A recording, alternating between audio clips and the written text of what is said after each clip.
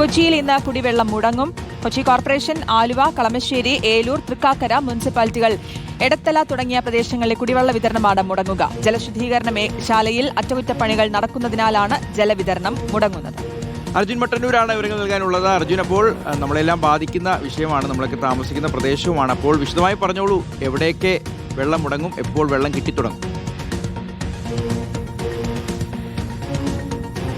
ഷിഹാസ്, കൊച്ചി കോർപ്പറേഷനിലും അതോടൊപ്പം തന്നെ സമീപ തദ്ദേശ സ്ഥാപനങ്ങളിലുമാണ് പ്രധാനമായും ഇന്ന് കുടിവെള്ളം മുടങ്ങാൻ സാധ്യതയുള്ളത്. അതിൽ തന്നെ കൊച്ചി കോർപ്പറേഷൻ, ആലുവ, കളമശ്ശേരി, ഏലൂർ, തൃക്കാക്കര മുനിസിപ്പാലിറ്റികൾ, അതോടൊപ്പം തന്നെ എടത്തല, കീഴ്മാട്, ചൂർണിക്കര, ചേരാനല്ലൂർ, മുളവുകാട്, എളങ്കുന്നപ്പുഴ, ഞാറക്കൽ എന്നീ പഞ്ചായത്തുകളിലാണ് ഇന്ന് കുടിവെള്ളം മുടങ്ങാനുള്ള ഒരു സാധ്യതയുള്ളത്.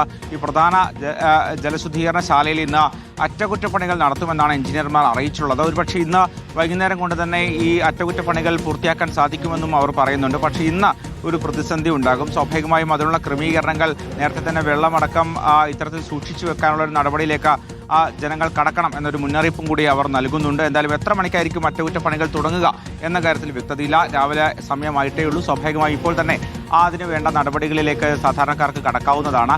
ഒരു പക്ഷേ വൈകുന്നേരത്തോടു കൂടി അറ്റകുറ്റപ്പണികൾ പൂർത്തിയാക്കി ജലവിതരണം സാധാരണ നിലയിലേക്ക് മാറാനും സാധ്യതയുണ്ട്. ശരി അർജുൻ.